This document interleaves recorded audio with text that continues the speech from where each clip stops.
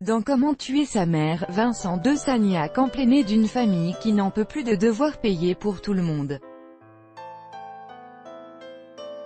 Sa maman approchant l'âge de la retraite, il décide de convaincre le reste de la fratrie de mettre fin au jour de celle qui leur a donné la vie. Play current time minuit, duration time minuit, remaining time minuit, stream type live loaded, 0% progress, 0% minuit, full screen minuit, mute playback ratin, subtitles off, captions off, chapters raters undefined. Tuer sa mère. Vous êtes à l'aise avec le message du film?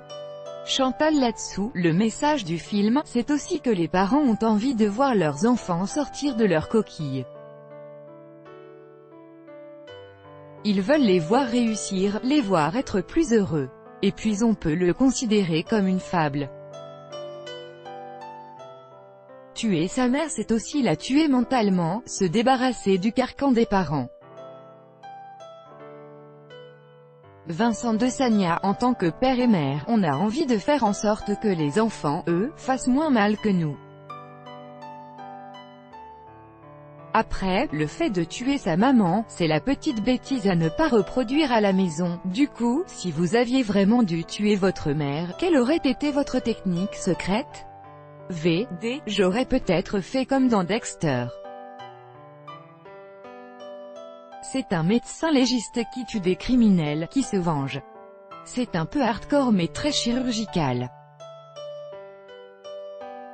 Ou comme dans Breaking Bad, ils finissent par mettre les corps dans l'acide. Ce qui est fascinant, c'est que ça fait fondre tout sauf le plastique. Évitez de le faire dans une baignoire. Chantal, est-ce que vous aviez vu ce que faisait Vincent dans sa jeunesse avant le tournage? Elle, bien sûr, j'ai tout vu, tout suivi. Je trouvais ça très drôle, et puis je l'ai vu dans des comédies très sérieuses donc je l'aimais beaucoup. Il est extraordinaire, d'une vérité, il fait presque peur. Ce passé, je m'en sers surtout à bon escient. C'est ce qui me permet d'être là maintenant. Je préfère être cantonné à avoir fait des choses très marquées comme ça, le morning live etc., plutôt que de ne pas donner envie au réalisateur. Chantal, on découvre des photos de vous plus jeune dans le film, notamment dans un magazine érotique. C'est elle, c'est vrai, c'est vraiment moi, ça vous étonne? Et les images très peu vêtues dans le magazine pour adultes à un moment, c'est moi aussi. Le passé de la mère, érotique, c'est dans le film. Par contre, ce sont bien de vraies photos. Est-ce que vous voyez une différence professionnelle depuis que les actrices balancent leur porc? Il y a des noms, des besoins de dire tout ça qui sont légitimes.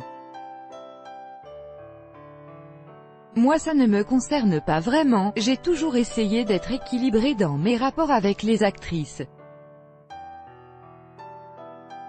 J'espère que ce n'est pas négatif de dire ça, mais j'aime bien la parité. Elle, après, il y a des vengeances, des choses comme ça, c'est toujours un peu dangereux cet excès, les gens profitent. Par contre ce mouvement de féminisme je suis tout à fait pour, dont l'égalité des salaires. La femme devrait même être mieux payée que l'homme parce que, quand elle rentre, elle a encore du boulot à la maison. La collaboration la plus improbable de votre carrière? Je suis très partisan de ne jamais parler des gens avant de les connaître. J'ai rencontré plein de personnes surprenantes, par exemple, paix à son âme, Philippe Nicolic des 2B3, ils ont tourné ensemble en 2006 dans Fracassé, NDLR. Un type hyper cool malgré une image compliquée à cause de son boys band.